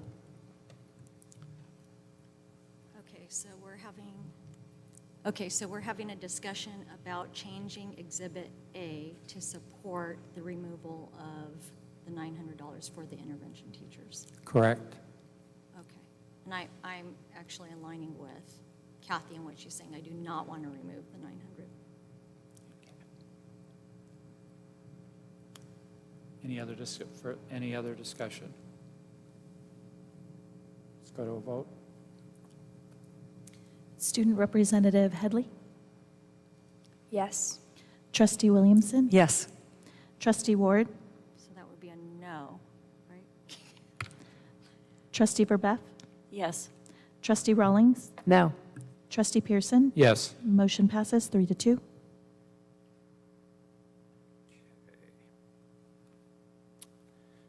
Thank you. Now we move on to item 7.2, Measure HH Bond Program Monthly Update.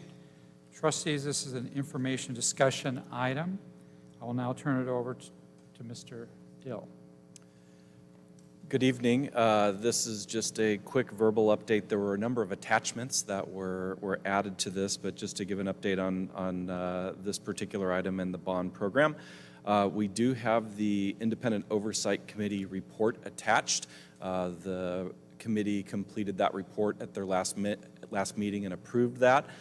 Just a reminder that this particular report covers an 18-month period because they have decided to align their annual report with the calendar year so that when they bring the report to you in spring, that it's a little bit more recent history and we're not talking about the previous school year. So this one only will be 18 months, and from this point on, their report will be a calendar year annual report. Always a pleasure of working with our IOC members, and they do put a lot of thought into their work and also this report. The summer project updates are attached. It's a graphic and written format of what I updated the board at the last meeting of all of the work that we'll be doing at 7 different sites using Prop HH dollars. We have made some minor revisions to what was attached to the board meeting for some clarity and some grammar cleanup since the board agenda was attached. Those will be published tomorrow. So as of right now, they're still the same slightly incorrect versions on the board agenda, but they'll be on the board webpage tomorrow. We'll also be sending these documents to the principals of each of the schools so that they can in turn communicate with their school communities on all of the work that's going to be happening this summer. I'll say everything is substantially the same. It's just a few minor changes here and there. We do have 7 sites that will be under construction, and I do want to mention Hope Elementary. As we've been waiting, patiently for the both the reclaimed water permits and also the stormwater and grading permits. We're now at the point where, actually on the consent agenda earlier, you approved an encroachment agreement with the city that allows us, that was one of their last documents that they needed us to approve.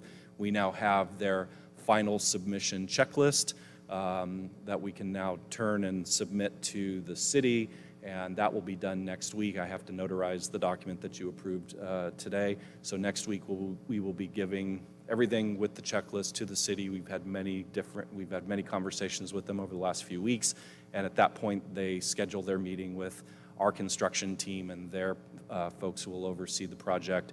And following that meeting that gets scheduled is when we would anticipate the permit to be issued. That's exactly what happened with Kelly when we got to the end of the process there. So we are finally at the light at the end of the tunnel.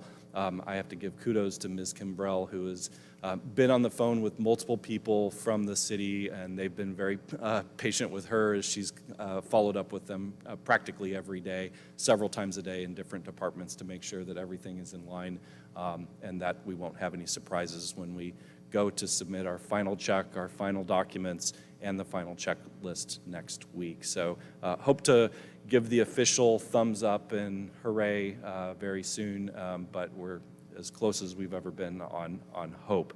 And then finally on the program update, we do have a number of proposals that we have requested from different construction services companies. We have the bond program management proposals that have come in. We have 6 responses, so we will be evaluating those. That is for the construction management services that are performed in the office under Ms. Kimbrell and project management services. And then we closed today on the architect RFP. We had 21 submissions, and so that was as of 2 o'clock today. We haven't had a chance to open and look at any of those, so we start the evaluation process tomorrow to award a new pool of architects for projects going forward on Phase 2B and beyond.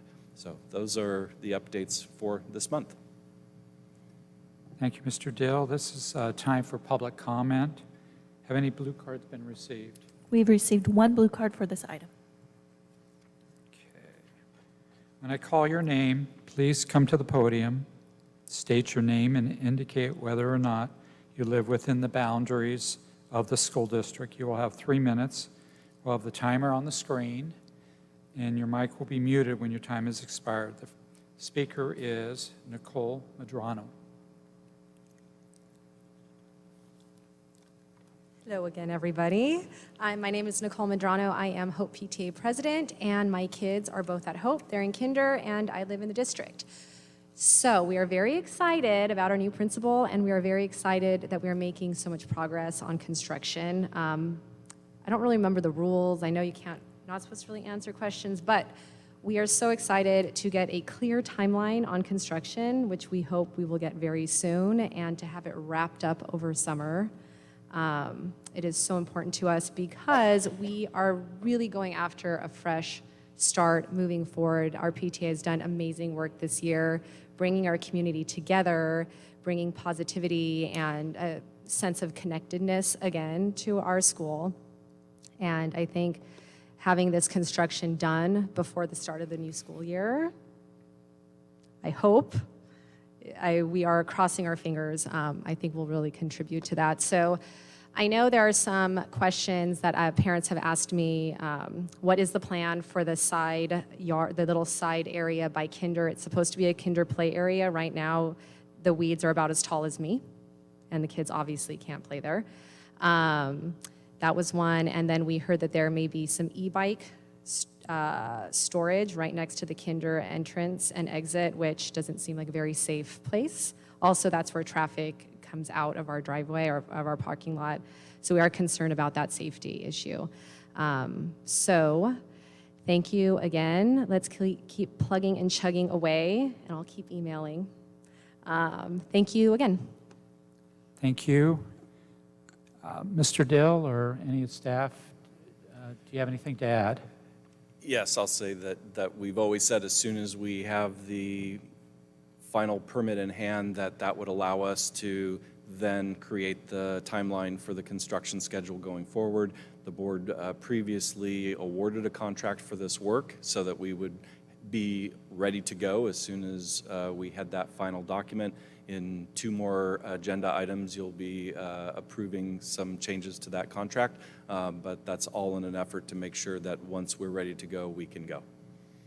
Thank you, Mr. Dill. Any other staff members need to comment? Great. Trustees, do you have any questions? Are you going to also have a discussion? I'm waiting to see if there's any questions first, and then we'll go to discussion. Trustee Williamson. Okay, discussion. I just want to make a brief comment. When this last summer, when we went on a U.S. history tour trip at the Liberty Square, there was in Philadelphia, there was a copy of the proof print of the U.S. Constitution. And the rumor by the docent told us that actually George Washington looked at that document, at the proof print, and he found a typo in it. And so they stopped production before they distributed the Constitution to throughout the colonies, throughout the United States. And it really struck me that sometimes we have to be very intentional in order to have things be right forever. So I may have been the person who made some edits on this that Mr. Dill was referring to. Not that I'm comparing myself to George Washington, but I think that it's always a good idea in my mind to have anything that comes out from the district be correct and have good grammar and be as clear as it possibly can be. And so if there's ever a time when something like this is going to be coming out, would the board be comfortable with having a designated person before something goes out to the public review these? And it could be like a staff person, or I mean, in other words, is there an interest? And I did not bring this up to cabinet, but I feel that sometimes I'm the one who does it, and I'll continue doing it. But I think that I just want to make sure, see how everybody else feels about it. If anyone has any comments or your thoughts on making sure that when things go out, that they go out looking like a real and it looked wonderful. There were just some inconsistencies that only bother people like me. I would agree with you that anything we send out to the public should be made sure that it's grammatically and it's intentional and clarity on that. What about the rest of you trustees? What do you think? Trustee Rawlings. I'm not sure I'm comfortable directing staff to do that specific piece, but I do believe that that would be the expectation of this board, that, that items go out without spelling errors and that are intentional. And so I would just say that I would have that expectation, and I'm assuming the board has that same expectation, and I think we could vote on that, but I wouldn't be in favor of directing staff to assign somebody to overlook something. I don't think that that's our role. Yeah. But I do believe that, setting expectations for public-facing documents is within our role. I'm comfortable with that. Yep, thank you. Trustee Verbath or Trustee Ward, any thoughts? Yeah, I mean, I agree. We want everything that goes out that's public-facing should be grammatically correct and should be presentable. I agree. I don't think I feel like they're all probably doing that. I don't think we have to assign a special person just for that role. I'm in agreement. Okay. I think it's the majority. Everybody is not doing any directive on that. It's just an expectation. Okay.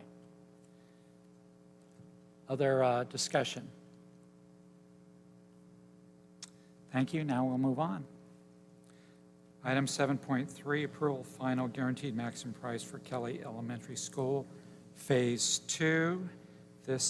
Trustees, this is a discussion action item. Mr. Dill.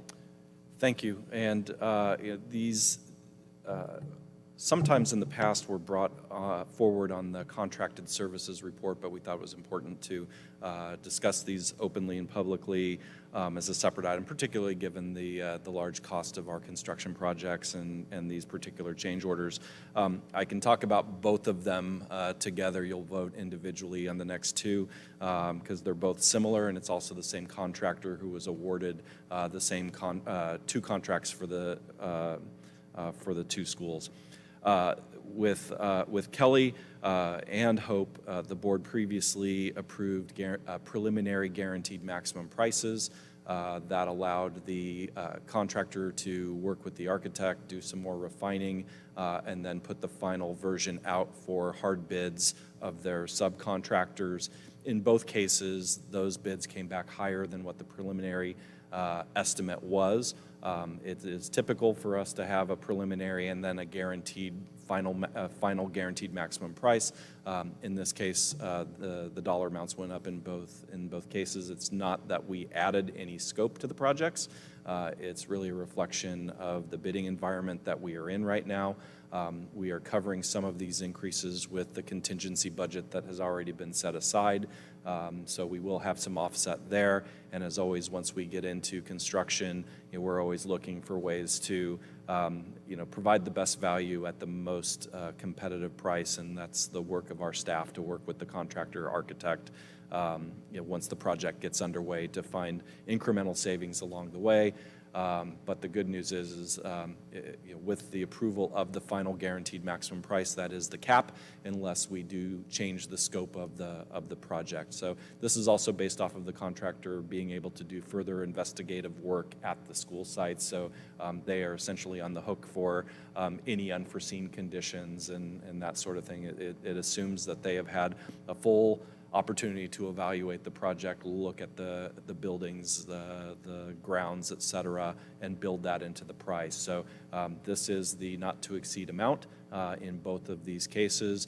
And then as a final point, I will say that we still have funds available from the certificates of participation that we issued last year, which we intentionally did as a hedge against inflation that we saw coming. And so any costs that were in excess of what we expected, we still have room to cover those out of the COPs. Still, thank you. This is time for public comment. Have any blue cards been received? We do not have any blue cards for this item. Okay. Trustees, do you have any questions? Trustee Rawlings. Just to be clear, we will not have to be looking to Phase 5 for these particular increases? So, with phase 5, we're really going to be, as we get into phases 3 and 4, looking at what the bidding environment is at that point, the scope of the projects, and determining whether we need to start to reprioritize phase 5. And so that would be a discussion that we would start to have next year. At this point, the incremental increase, we have funds on hand to cover that. And that's through the CDP, is that correct? Certificates of participation. Thank you. COPS. There you go, the COPS. And so we're covering the increases through the COPS, Correct. not necessarily looking to phase Right, 5. and not the excess cost can come out of the COPs rather than from Measure HH funds. Thank you. Other questions, trustees? May I have a motion to approve amendment number 1, change order number 001, contract HH 2223-10K, and authorize additional funding of $437,472 to Lasardi Construction Company for Phase 2 modernization at Kelly Elementary School. So moved, Williamson. Second, Rawlings.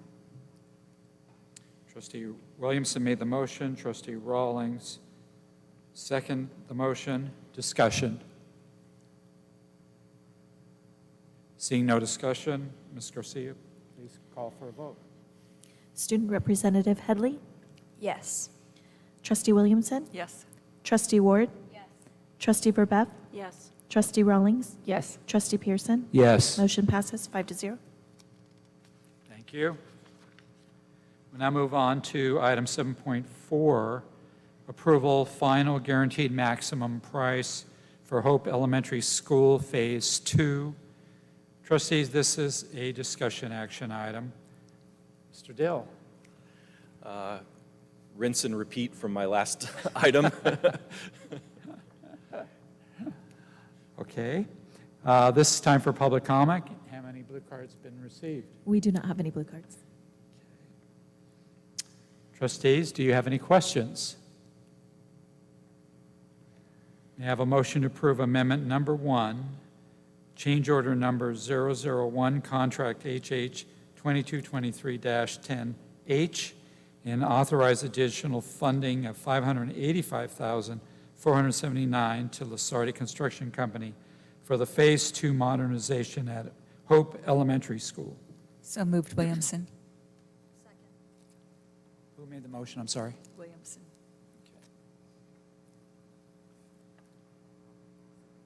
And Trustee Ward made the second. Discussion. Ms. Garcia, please call for a vote. Student Representative Headley? Yes.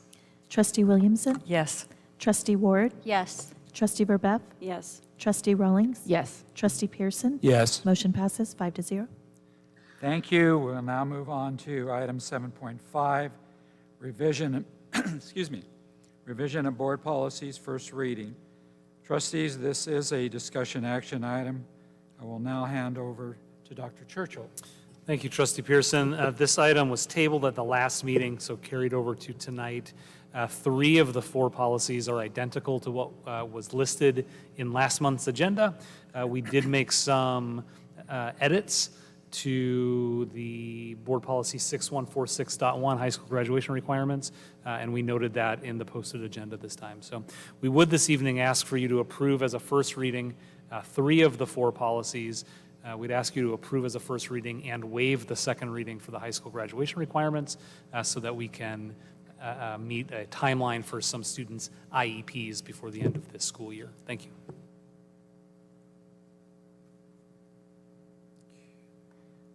Trustees, do you have any questions for Dr. Churchill? Thank you. Do we have any public comment? We do not have any blue cards. Trustee Rawlings. Thank you. Dr. Nye, thank you for discussing this policy, which is the high school graduation requirements, 6146.1. And on page 2 at the bottom, it discusses the alternative graduation requirements, and it talks about the board directing staff to establish a process whereby students, families, and school officials can work together to design programs of study to meet that particular needs and post-secondary goals of individual students. Where is that process listed? And also where, how does this differ from what you're asking to be changed?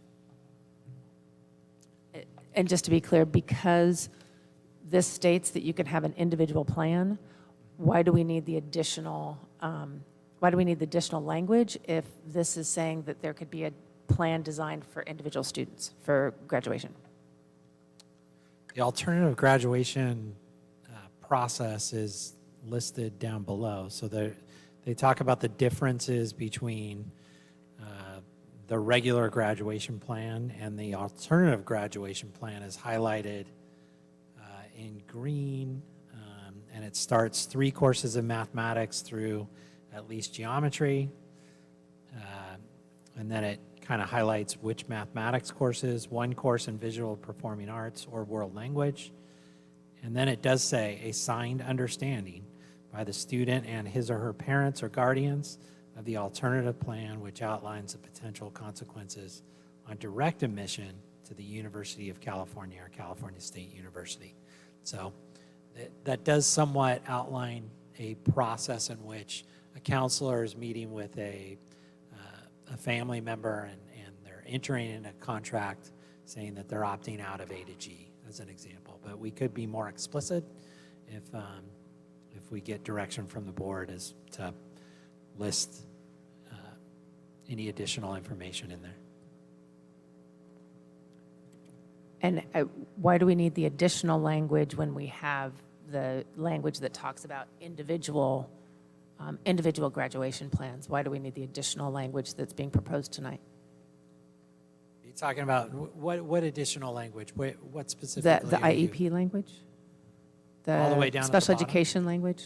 Because if we can adapt an individualized graduation plan, why do we need additional language that outlines a more specific plan for special ed students? Yeah, the Ed Code provision that was passed specifically does a carve out for certain students that are not working towards a traditional high school diploma. They are typically students that enter into our adult transition plan, and these are students that are working on life and functional skills that are much different than, we're modifying certain standards in a classroom. So the Ed Code provision that was passed and the law that was passed basically said if those students are working towards a scope and sequence, it doesn't necessarily have to be our graduation requirements, then we should enter into an IEP with those families and allow them to receive a diploma. We're talking about 14, 15 students that are part of that adult transition plan that kind of move on to the ATP program. So it's a small subset. So I guess that's the reason why the new language is in there in regards to complying with that Ed Code. Do you have follow-up? So within the alternative graduation requirements, it specifically says, thus the board directs staff to establish a process whereby students, families, and school officials can work together to design programs of study to meet the particular needs and post-secondary goals. So what you described, why doesn't that fall under what you just described? We have to be, I think, more explicit in compliance with the education code that was passed. So the language that's listed below gets us in compliance with that law that is passed. Thank you. Other questions? Okay, I'm going to ask for 2 motions on this item. First, may I have a motion to approve board policies 5148.2, 6158, and 6170.1 as a first reading? So moved, Williamson. Second for Beth. Trustee Williamson made the motion, and Trustee Verbeff, second. Discussion? Trustee Rawlings. For 6146.1, I understand the sense of urgency for that policy. However, I would like an opportunity to have further discussion and be more explicit under that language. To have language in a policy that says we're going to direct staff to do something and then it's not very explicit on what that process is, I find it to be confusing, and so I'd like the opportunity to, if we can get consensus from the board, to bring that policy back sometime during the summer to have further discussion. Do we have a timeline on this, either Dr. Nye or Dr. Churchill? Just a point of clarification, 6146.1 was not part of the motion. Yeah, we pulled the other three for this one. Yeah, sorry. Did you want to withdraw those comments? I will reserve those comments for the next motion. Thank you. Okay. Trustee Williamson? We're in discussion, right? Okay. So I would just like to ask my fellow board members if you would support the concept that we used to do with the board policies, which is that they would come before, when they're updated and changed, it would come before two board members. They would, and it was Ms. Rawlings and me. We looked at them, and if the two of us both agreed with the changes, then it would come as a consent item. If it didn't, we would, if there were minor changes and if we both agreed, then that would be noted. And if not, then it would come almost as an individual item. It seemed to be streamlined in that way that everyone wasn't having to look through the changes. But it was very helpful for both of us to see the old version, to see the CSBA recommendation, to see the rationale and have access to the ed code. But I don't know that everyone wants to go through that. Anyway, it seemed to be an expedited process. And if there is interest in, I believe that staff would recommend continuing to do that, I think was my assumption. But I just want to see if the fellow board members are willing to do that. I guess Ms. Rawlings, I should ask you if you're still Trustee willing. Verbeff? I just want to say yes. Trustee Rawlings? I wholeheartedly agree. I think I wouldn't have all these questions tonight if we would have had that committee in place. We could have had a conversation. However, my understanding from Dr. Churchill is we would have to establish a standing committee instead of an ad hoc committee in order to have that continue. But I may be wrong, but that was my understanding. And maybe we'll need to check about this. If we're not actually meeting, which we didn't, it was a document that we were simply putting an X on or something like that. So I don't know, but I think it probably would be worth checking out to see. Dr. Churchill? Yeah, thank you. So I agree with Trustee Williamson. I've thought about this a little bit, and I think having two individual trustees review electronically the draft proposals that the staff is putting together before coming to the board, I don't think there's any issue with that. We wouldn't be meeting formally, so it wouldn't be a committee. It would rather be, two individual trustees just providing feedback to staff in advance. The full board would still get to see all the policies, would get to ask questions, and ultimately take a vote. So there's no issues there in terms of governance. So would Trustee we? Ward? Sorry. So would we also learn like what the two board members are recommending to and what changes? And just curious, so staff had recommended this to Elisa before already to do this committee? So we had an ad hoc board subcommittee maybe a year ago or more. I don't recall the time frame. It all blends together. But we did form an ad hoc committee that met specifically to sit down with staff and review policies. An ad hoc board subcommittee exists for a moment in time to accomplish a task, and then it's disbanded. So to Trustee Rawlings' point, if we wanted to have an ongoing committee, we could establish a board committee that would just be like our Health and Wellness Committee or any number of other standing committees. I don't think that's necessary. I think in this case, simply, we've got a volunteer in Trustee Williamson and a volunteer in trustee Rawlings who are willing to be an extra set of eyes on our board policy before they get added to the board agenda. And you would absolutely have the ability to ask those trustees for their feedback during the meeting so that you'd get to hear exactly what they weighed in on. Okay. I guess my question too was, when did staff recommend that to Elisa? Because I didn't hear that happening in this meeting, so. I believe trustee Williamson just asked the question, would there be support? She mentioned that. She said, well, staff recommended that we do this. So I was just curious when that conversation happened, because I didn't hear it happen here. So I believe, excuse me, I'm sorry. So when all the board policies came to us before the last meeting, I asked, I think, Dr. Nye, why didn't we see these like we have over the last year and a half? Because we had, in other words, they were not following the process they had done before. And he said, oh, I think we talked about this at cabinet, and we, you know, and so, and I said, well, was that working? And he said, yeah, it was working well. So that was the shorthand of, or maybe Dr. Churchill is the one who said, yes, it was working well. But anyway, whoever it was said, yes, that it was nice to do it that way. Okay. I was just curious about that, because I think that's the second time that I heard her say that staff recommended something that I don't think it was necessarily discussed here. So I was just curious when things are recommended. Yeah, and maybe that shorthand conversation, and we ought to be more precise. Staff has not made a formal recommendation to the board regarding this. So that's not an accurate statement. We've not made a formal recommendation to the board. I hope that helps. Yeah, I apologize. I just meant that they had said, yeah, sounds like a good idea. So I shouldn't have used the word recommended. I didn't mean to do that. All right, yeah, just that background information is great, because two of us haven't been on the board, so we didn't even know about that committee or what you're talking about. So that information is helpful. So we're still in discussion on the motion. Let me see how we're seeing it. Do we take a thumbs to see if all the board is supportive of having the standing committee, not the ad hoc committee? No?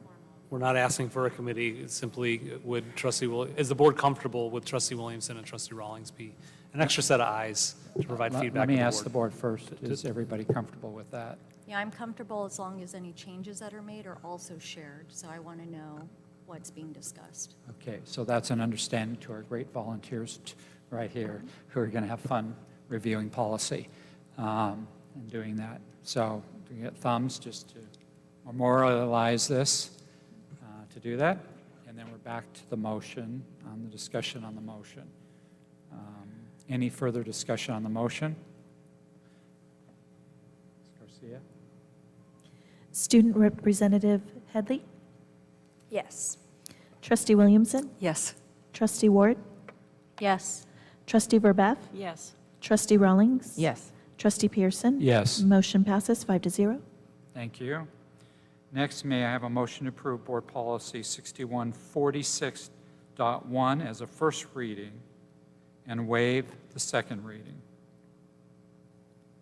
I'll motion. Second, Williamson. Okay, Trustee Ward made the motion, seconded by Trustee Williamson. Discussion? Trustee Rawlings? What I said before.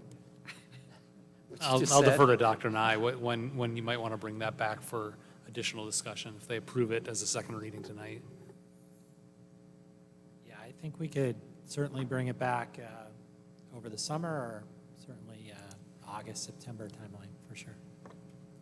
Is that something we need consensus to do, to bring it back, or is that something that I can request as just more of a request, or how does that work? I mean, since we're on the topic, it would be helpful right now, just if there's consensus from the board via thumbs, to bring back the graduation requirement policy for an additional future discussion.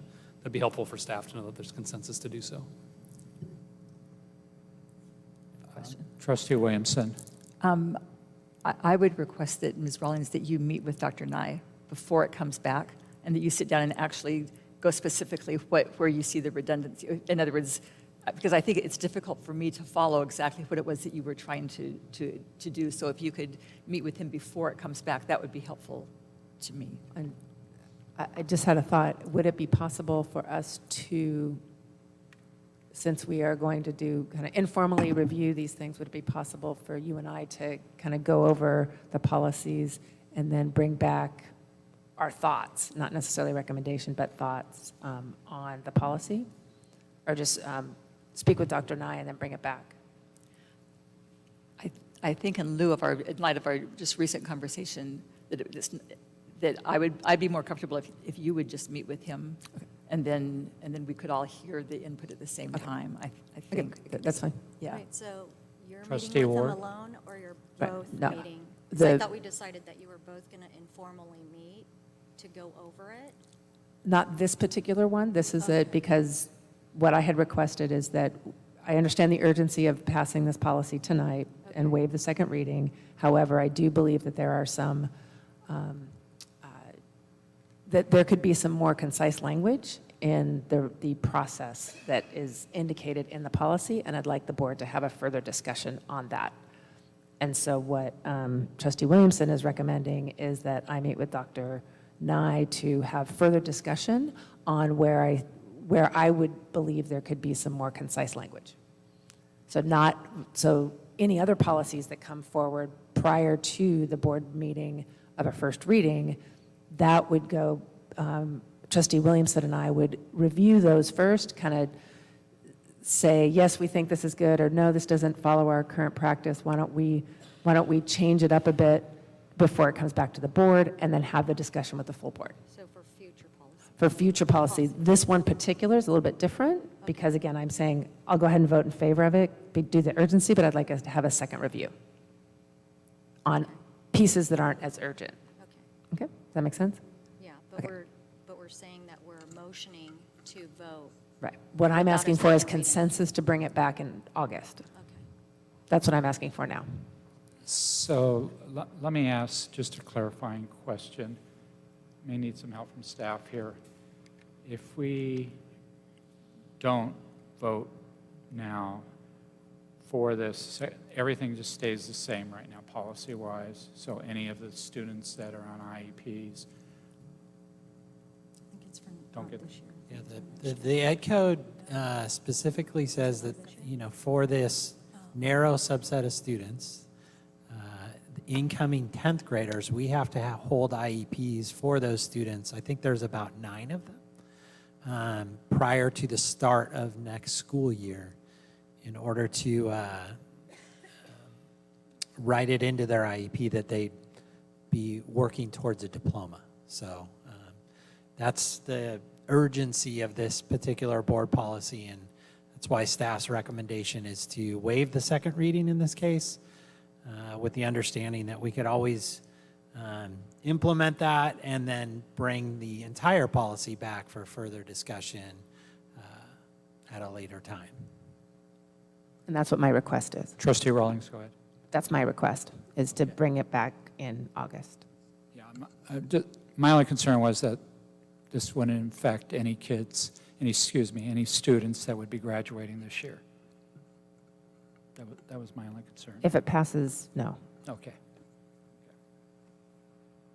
Any other, we're doing thumbs first for this, okay? That. And then we'll go to, if there's any further discussion on the motion. Any further discussion on the motion? No, okay. Ms. Garcia, please call for a vote. Student Representative Headley? Yes. Trustee Williamson? Yes. Trustee Ward? Yes. Trustee Verbeff? Yes. Trustee Rawlings? Yes. Trustee Pearson? Yes. Motion passes 5-0. Okay, thank you. We now move on to Part A, Governance Team Reports and Requests. Are there any governance team reports? Trustee Rawlings. Thank you. This was tabled from last meeting, and many of the items were discussed from the Wellness Committee, so I just wanted to highlight a few additional items that were not brought up in our last meeting. As far as the Wellness Committee is concerned, and Trustee Verbeff, please chime in if there's something I missed. One thing that was reported is that we have 33 total water stations on our campuses, and then we're adding 5 additional. Also, the and the PTA are finding ways to promote reusable water bottles on campuses as well. And we should be getting a food waste update in at our next meeting concerning Republic's dates, and they're going to be providing some training on recycling as well as food waste programs. And then one of the things that we did talk about is the role that Rosemary Eshelman has been playing concerning different mental health resources, specifically the Champion program that talks to elementary students and high school students are involved in that. We also have the tobacco use prevention education, as well as specific grant renewals in those areas. And I just wanted to make sure that the board had that. And did you have anything else to add? I want to thank you, Trustee Rawlings, Trustee Verbeff, for the work you've been doing on that committee as well. Any other governance requests? Trustee Williamson, I'll come back. Yes, Ms. Headley, could you send to Ms. Garcia your report tonight, especially of the upcoming activities at the high schools? Yes. And then if it could be distributed to us, that would be great. Thank you. Trustee Rawlings. Thank you. I have 2 requests, and I do recognize that there is no discussion allowed, so I just want to make sure that that's clear. I totally recognize that. I would like to make a request that that the district office fly the pride flag on June 1st of this year. Dr. Churchill, I just want to ask your giving that direction to staff. Yeah, thank you. And I appreciate Trustee Rawlings acknowledging that we cannot have a discussion about this because it wasn't properly agendized. Generally speaking, it would be inappropriate for the board to give direction for staff to take action as part of governance requests. Trustees could ask, could you bring back for a future item a discussion of flying the pride flag, for example? So, my recommendation would be to limit a request to either asking for some additional information or that an item be brought back at a future board meeting date. I don't believe it would be appropriate for the board to give staff direction to take action as part of governance requests. And is that in our NAR, or is that in terms of? Well, the Brown Act is very clear about our statutory requirement to post something 72 hours in advance for the public to know and understand any deliberations that the board might undertake. Thank you for that clarity on that. So, I still made the request, and I'd like to take thumbs, please. So when there's a request, then I guess we're asked thumbs of board on this, and there's no discussion on a request and a governance request to do this. So are you asking for a specific time frame? June 1st. June 1st, okay.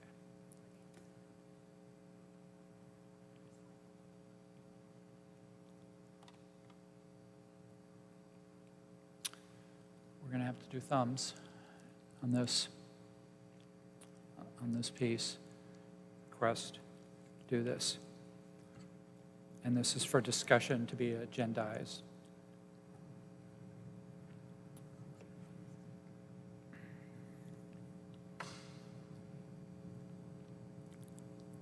Okay. Yep. Then I have a second request. What's your second request?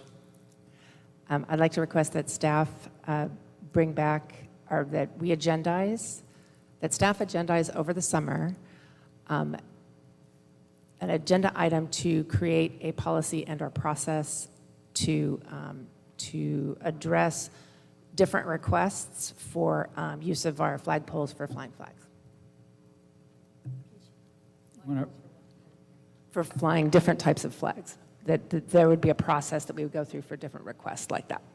And that we would agendize that in order to discuss a process and procedure to do that. I just need a clarity, if there's anything in the AR or anything in state law or any that already articulates that. I can't think of anything in our board policy or ARs that speak specifically to displaying any flag other than the flag of the United States and the flag of the state of California. So we are required to fly both of those, and we do proudly do so. I believe the request is to have a discussion about what to do in the case that there are requests to fly other flags. And so I understand the request, and we could certainly agendize an item to have that discussion over the summer if there were three thumbs to do so. Okay, does everybody understand the request? Yes. Okay, we'll do thumbs on that.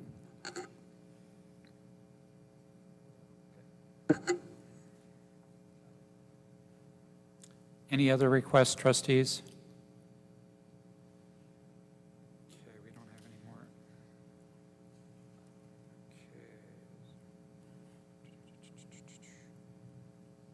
Okay, this time we're returning to closed session to continue item 2.6. There is no action to be taken and there will be no report. Following the closed session, we will adjourn. Excuse me. Our next regular meeting will take place on June 21st, 2023 at 6 p.m. The meeting will be held at the Sage Creek High School Performing Arts Center. Thank you.